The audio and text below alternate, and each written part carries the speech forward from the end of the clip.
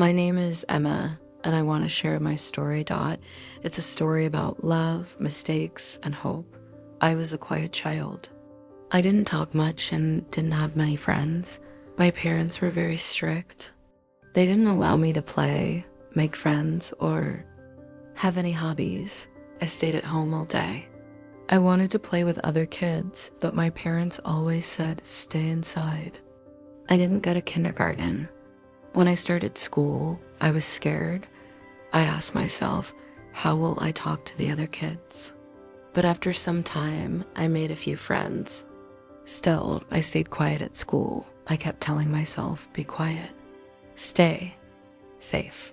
I wanted to join art classes and play sports because I loved drawing, but my parents said no. They told me to focus on my studies and said that art was not important after school. I went to college. That's where I met a boy named Ryan.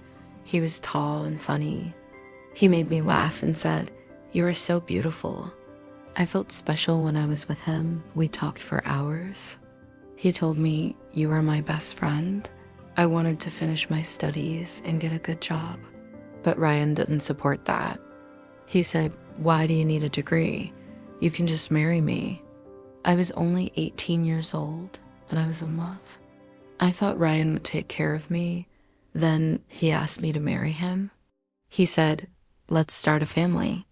I stopped going to college, gave up on my dreams because I thought love was more important than school. At first, everything seemed good. We were happy and we had a daughter. Her name was Lily. She was small and sweet and I loved her deeply. But soon things started to change. Ryan began to control me.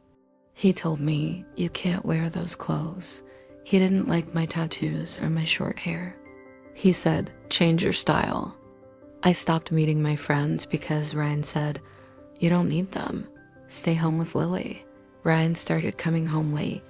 When I asked him, he said, I was with my friends. I felt lonely. I wanted to talk to him, but he wouldn't. With some doubt one night, Ryan got angry. He shouted at me and said, you're not a good wife. I cried. Then one day, Ryan hit me. I couldn't believe it. I cried the whole night. I wanted to leave, but I was scared. I went to my parents and said, please help me. But they said, you are married. Stay with your husband. So I went back to Ryan. I told myself, things will get better. Later, I got pregnant again. This time, I had a baby boy. His name was Jake. He looked just like me, and I loved him so much. But Ryan didn't even come to the hospital. When I came home, he looked at me and said, why are you here so soon? I felt deeply hurt when I found out Ryan had a girlfriend, and he didn't even try to hide it. He told me, she loves me more than you, and I felt small and unimportant. I wanted to leave, but I didn't know how. I had no money, and I had 2 children to take care of. Then one day, Ryan joined the army and left me with the kids. He said, you can manage. I cried every day. During that time, my father passed away, and my mother moved to another country. I was completely alone. Ryan called me from the army and said, I found someone new. I couldn't believe it. I asked him why, and he said, I'm happier with her. 3 months later, he called again and said, I made a mistake. Please take me back. I still loved him, so I said, okay. And we tried to fix things. Marriage continued, but Ryan didn't change. He still hurt me with his words. Now we've been married for 16 years. Ryan tries to be better, but he still says things that hurt me. I often think about my life and wonder, why did I forgive him so many times? Why did I stay? I'm 33 years old now, and I'm not the same person I used to be. I'm stronger, but I feel tired. Sometimes I feel like I don't even exist. I want to believe that a better life is possible. I want to find happiness for myself and for my children. Every morning, I wake up early and look at my children. They are my reason to keep going. Lily is 8 now. She loves drawing and singing. Jake is 4. He loves playing with cars and laughing loudly. I tell myself, be strong for them. I cook breakfast and pack Lily's lunch for school.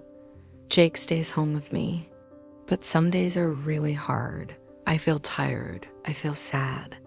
I ask myself, how did my life turn out like this? One day, my neighbor knocked on the door. Her name was Sarah.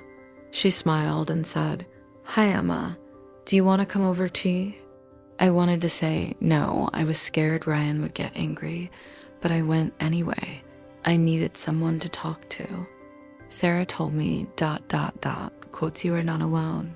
I am here." "For you," Sarah said, and her words made me cry.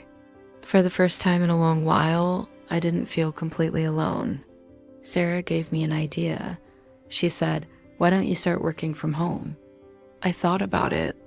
Ryan didn't want me to work outside, but maybe I could do something small. I started baking cakes and selling them. At first it was hard. I wasn't sure if I could do it, but I worked hard. My cakes were good and people started ordering more. For the first time in years, I felt proud of myself. I thought, I can do this. One day, Ryan came home angry. He shouted, "Why are you baking? You don't need to work." I looked at him and said, "I need to do this for me and for the kids. I will not stop." Ryan was shocked and didn't say anything. I was scared, but I also felt strong. Life didn't change overnight. Ryan still gets angry sometimes, but I began setting rules. I told him, "I will not allow you to hurt me anymore. If you hit me again, I will leave." At first he didn't believe me, but I stayed strong. I knew I had to protect myself and my children. I also started meeting new people. Sarah introduced me to her friends, and they were kind and supportive. I began doing small things I used to love. I cut my hair short again and wore colorful clothes. For the first time in a long while, I felt like myself. Lily said, "Mom, you look so happy," and her words made me smile. Now I am thinking about what I want. I want a safe and happy life for my children, and I want to feel free. I don't know if Ryan will ever change, but I know I have changed. I am not the same scared girl I used to be. I tell myself one day you will find peace. I don't know when, but I believe it will happen. If you are reading my story, I want you to know something. You are strong, and you can survive hard times. Don't give up on yourself. I hope my story gives someone hope.